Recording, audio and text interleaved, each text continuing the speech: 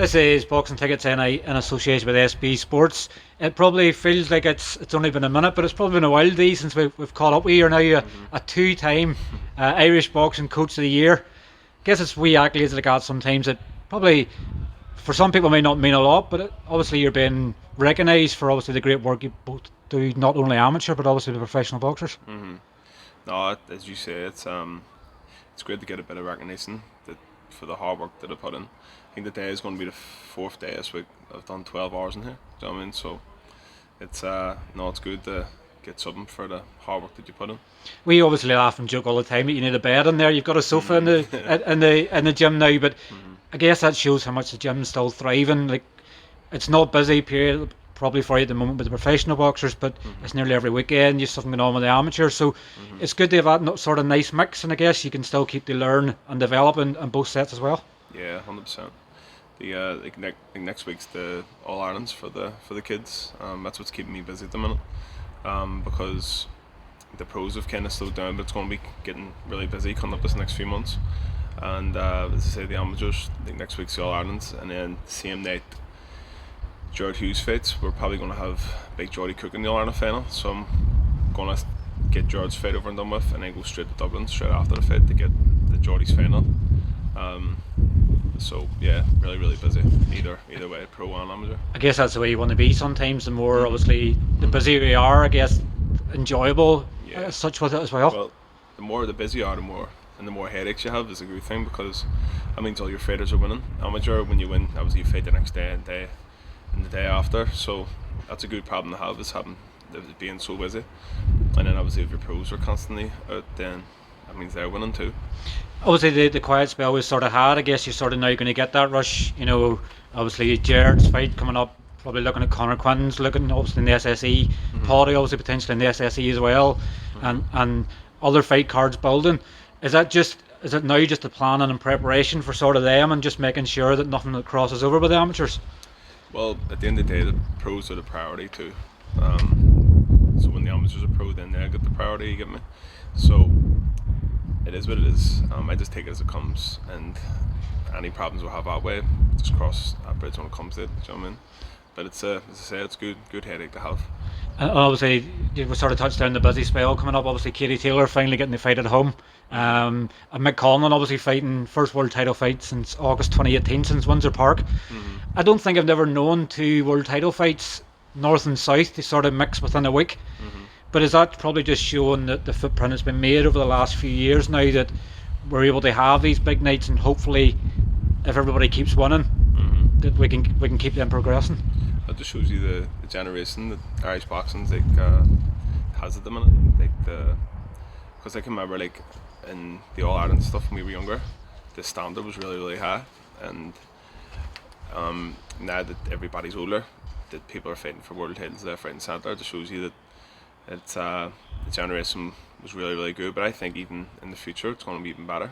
So hopefully we keep having these things where we're having world titles every week in Ireland. Brilliant. It's that conveyor belt just keeps popping out Mm, talent. And we only have to look at obviously the women's amateur. that's You right. know, they're winning world titles left, right, and centre. And you're Mm, going, what's going on? It's like Ireland's mm. become the new Cuba. Yeah, just the population's just a lot lower, but or will be in same level as Cuba because it's very very good. And as I say, women's boxing's doing absolutely brilliant too. And I look forward to seeing Katie Taylor's her fight here, and we'll have Cal Murphy fighting Gainer on it too. So it'll be brilliant to even be at it and witness it as well. I guess that's something I campaigned. Obviously, Mark put me up to a lot of it with obviously Eddie the other week, and he was obviously saying I got a lot of missed calls. But for young fighters like Colin and Eden in particular, obviously Liam Gaynor as well, you know, they'd nearly be happy to retire knowing that they fought sort of on a Katie Taylor card. But Mhm. their last fight was an incredible fight at Gerwood. Mhm. And it's only right that sort of up and coming talent in Irish boxing gets an opportunity to shine on the obviously the biggest card there can be. Mhm. Well, Merce, you said there, Merce fight with Gainer last time was a brilliant fight. It was a close fight, and it's one that I'm sure both fighters will knock back and that they have a knock back anyway. They fight each other again, and they can the rest of their lives. They can always say they fought in Katie Taylor's world title undercard. Like I fought in a couple of Tyson Furies, and even though it's not a biggest platform, is Katie Taylor's one is, but Tyson Fury against Martin Rogan back then was really really big. It's actually coming up the anniversary, I think, 11 years, and but everybody remembers it, remembers the what they called the build up to it and stuff like that there. So no, them memories live with you forever, like being on cards like that. So no, be brilliant if Murph was to go on it. How do you, as you use obviously, because I know that you're religious and obviously with everything you do with boxing, so obviously you'll study something very good. How would you sort of look at the Taylor Cameron fight? I know they both fought. They fought in 2011, I think, and I think it was a landslide points when they Katie. Is it probably just the fact that Chantel Cameron's looked good for the opposition she's had, and I guess as long as Katie doesn't get into the trenches, she should probably maybe comfortably. Well, Katie Taylor's getting on as well in age, and Chantal Cameron is probably coming in their prime too. She hasn't had the meds on the clock that Katie Taylor has, that she had in the amateurs, and obviously the pros too. She's had a lot harder fights in the pros as well. But I think this is probably the best time for Katie to get her before she maybe goes on the sled a wee bit more because she's getting older. So hopefully it's good timing for Katie. But Chantal Cameron is a brilliant fighter too. Like, so I think this fight's probably harder than the Serrano one. I probably would have thought that myself because of the power that Cameron brings as well. Sort of then a week after, obviously we have Conlan Lopez, and I guess I'd probably say Lopez is probably nearly as dangerous as Lara, as both Mexicans just seems to come at unorthodox angles and can bang with both hands. Probably for Mick, is it probably now a case where he's learned his lesson and schooling Lee Wood for quite a majority of the fight, that he knows that he has to pace himself probably more, so that he doesn't obviously fade off in the last couple of rounds. I hope so. Hopefully he has learned his lesson, so Belfast can obviously have another world champion, and it'd be brilliant to beat someone like Lopez too, who's such a good fighter.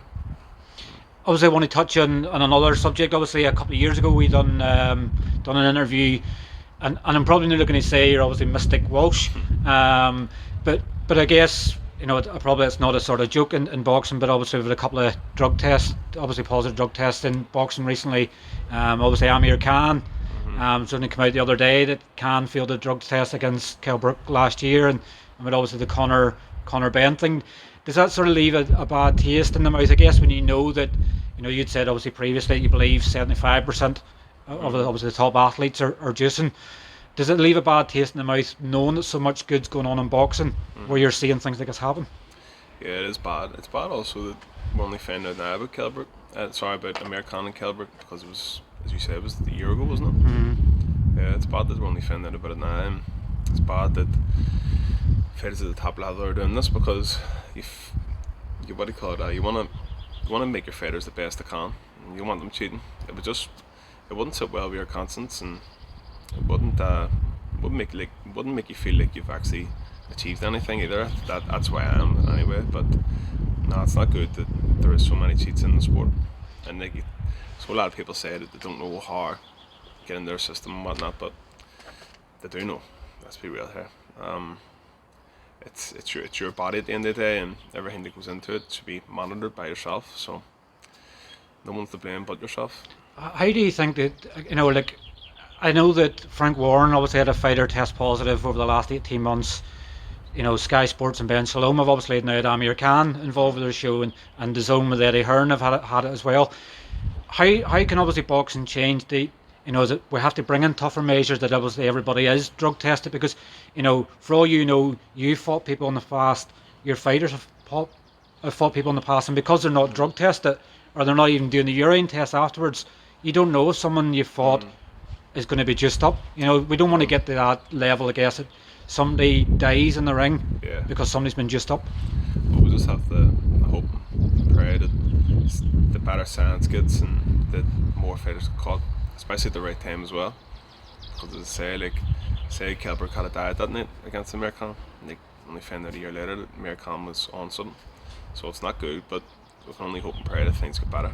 Do you think rather than sometimes a ban for fighters, that probably these could be given jail term? It probably maybe deter them from it more. That here, if I deny all plausibility in this, there were just the 2 years. But if I admit it, there was someone that actually for the same drug as Amir Khan got 4 years. So whether there's a difference in the same positive test, maybe it was obviously it's what measurement they found of the drug, but a 4-year ban, a 2-year ban, if they decided to put someone in jail, that might deter people off it more. Well, it's human nature to get greedy as well, so I don't think it'll ever stop the fact that people are gonna take performance enhancing drugs or whatever. As I say, it's human nature just to be greedy. So or do better than others and whatnot. And it's the competitive sport we're in too. So say when we just hope and pray that, as you said, more punishments be put in place that fighters stop. It's not a nice subject to talk about either, is it? Particularly when you're involved in the sport, it's supposed to be so much professional, and when we speak here, obviously, about so much good going on in Irish boxing. Thankfully, there's no Irish boxers involved. You know, that would leave an even better taste. But it's not something where you involved with amateurs. You don't want to be having to have conversation with them on it, because the last thing you want them thinking that they need to cheat to win. Yeah, true. No, I wouldn't even want to put in their head that that's something that you even need to do to compete. Bad following role models, sort of, as well, isn't it? Where they, let's face it, Amir Khan is an Olympic medalist. Say world champion in boxing and stuff. People have looked up to him. I looked up to him in the past, but now you look at it and you go, Amir Khan, drug cheat. Any accomplishments he had in boxing are now pretty much, it's like, how many fights was he just for? Exactly, that's just what I would say. Don't know how long it's been going on for, and as you say, somebody who you looked up to, and just leaves a sour taste in my mouth. And I just hope that I never have these problems with fighters in my gym anyway, and that's all I can really do is try to control them. Definitely. But look, obviously we know it's a busy spell. Obviously I know we'll be catching up with obviously briefly probably in Galway in a couple of weeks' time. And then obviously SSE coming up, and hopefully, fingers crossed, Colin can get on the Katie Taylor card. Obviously Katie Taylor will be starstruck meeting obviously Dee Walsh, but obviously it's good to get a catch up, and hopefully we'll not leave it as long to the next one. And hopefully we maybe have some more success for the gym in the meantime. 100%. Hope so. Fingers crossed. Definitely. Thanks very much for your time, Dee. Thank you. Take care.